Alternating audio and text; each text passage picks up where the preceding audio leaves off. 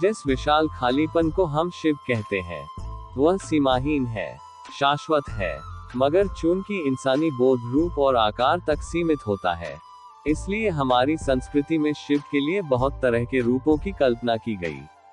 गूढ़, समझ से परे ईश्वर, मंगलकारी शंभो, बहुत नादान भोले, वेदों, शास्त्रों और तंत्रों के महान गुरु और शिक्षक, दक्षिणमूर्ति, आसानी से माफ कर देने वाले आशुतोष, सृष्टा के ही रक्त से रंगे भैरव, संपूर्ण रूप से स्थिर अचलेश्वर, सबसे जादुई नर्तक नटराज आदि। यानी जीवन के जितने पहलू हैं, उतने ही पहलू शिव के बताए गए हैं। आम तौर पर दुनिया के ज्यादातर हिस्सों में जिस चीज को लोग दैवीय या ईश्वरीय मानते हैं, उसे अच्छा ही दर्शाया जाता है। लेकिन अगर आप शिव पुराण को ध्यान से पढ़ें, तो आप शिव की पहचान अच्छे या बुरे के रूप में नहीं कर सकते। वह सब कुछ है, वह सबसे बदसूरत है, वह सबसे खूबसूरत भी है, वह सबसे अच्छे और सबसे बुरे हैं, वह सबसे अनुशासित भी है, मगर पियक्कड़ भी। उनकी पूजा देवता, दानव और दुनिया के हर तरह के प्राणी करते हैं।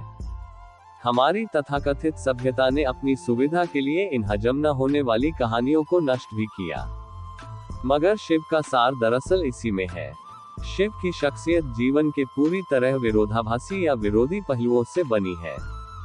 अस्तित्व के सभी गुणों का एक जटिल संगम एक ही इंसान के अंदर डाल दिया गया है। क्योंकि अगर आप इस एक प्राणी को स्वीकार कर सकते हैं, तो समझ लीजिए आप पूरे जीवन से गुजर चुके हैं। जीवन के साथ हमारा सारा संघर्ष यही है कि हम हमेशा यह चुनने की कोशिश करते हैं कि क्या सुंदर है और क्या नहीं, क्या अच्छा है और क्या बुरा। लेकिन अगर आप इस एक शख्स, जो जीवन की हर चीज का एक जटिल संगम है, को स्वीकार कर सकते हैं, तो आपको किसी चीज से कोई समस्या नहीं होगी। शिव पुराण कहानी के पीछे क्या है? विज्ञान। अगर आप शिव पुराण की कहानियों पर ध्यान दें, तो आप देखेंगे कि इनमें सापेक्षता के सिद्धांत, क्वांटम मैकेनिक्स के सिद्धांत, पूरी आधुनिक भौतिकी को बहुत खूबसूरती से कहानियों के जरिए अभिव्यक्त किया गया है। यह एक तार्किक संस्कृति है। इसमें विज्ञान को कहानियों के जरिए व्यक्त किया गया था, हर चीज को साकार रूप दिया गया था, मगर बाद में जाकर लोगों ने विज्ञान को छोड़ दिया और बस कहानियों को ढोते रहे। उन कहानियों को पीढ़ी दर पीढ़ी इस तरह बढ़ा चढ़ाकर पेश किया जाता रहा कि वे पूरी तरह मूर्खतापूर्ण लगने लगी। अगर आप उन कहानियों में फिर से विज्ञान को ले आए, तो यह विज्ञान को अभिव्यक्त करने का एक खूबसूरत तरीका है।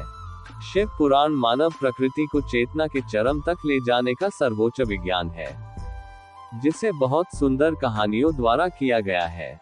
योग को एक विज्ञान के रूप में व्यक्त किया गया है, जिसमें कहानियां नहीं है, लेकिन अगर आप गहन अर्थों में उस पर ध्यान दें, तो योग और शिव पुराण को अलग नहीं किया जा सकता। एक उनके लिए है जो कहानियां पसंद करते हैं, तो दूसरा उनके लिए है जो हर चीज को विज्ञान की नजर से देखना चाहते हैं। मगर दोनों के लिए मूलभूत तत्व एक ही है। आजकल वैज्ञानिक आधुनिक शिक्षा की प्रकृति पर बहुत शोध कर रहे हैं। एक चीज यह कही जा रही है कि अगर कोई बच्चा 20 साल की औपचारिक शिक्षा प्राप्त करने के बाद व्यवहारिक दुनिया में प्रवेश करता है, तो उसकी बुद्धि का एक बड़ा हिस्सा नष्ट हो जाता है, जिसे वापस ठीक नहीं किया जा सकता। इसका मतलब है कि वह बहुत ज्ञानी मूर्ख में बदल जाता है। वैज्ञानिकों का कहना है कि शिक्षा देने का एक बेहतर तरीका है उसे कहानियों या नाटक के रूप में प्रदान करना। इस दिशा में थोड़ी बहुत कोशिश की गई है, मगर दुनिया में ज्यादातर शिक्षा काफी हद तक निषेधात्मक रही है। जानकारी का विशाल भंडार आपकी बुद्धि को दबा देता है, जब तक कि वह एक खास रूप में आपको न दिया जाए। कहानी के रूप में शिक्षा प्रदान करना बेहतरीन तरीका होगा। इस संस्कृति में यही किया गया था। विज्ञान के सर्वोच्च आयामों को बहुत बढ़िया कहानियों के रूप में दूसरे लोगों को सौंपा गया। आज हम आपके लिए एक पौराणिक कथा लेकर आए हैं, जो भगवान शिव के जीवन से जुड़ी है। यह कहानी भगवान शिव के जन्म के बारे में बताती है। यह सर्वविदित है कि शिव जी स्वयंभू हैं, जैसा कि कई कहानियों में बताया गया है।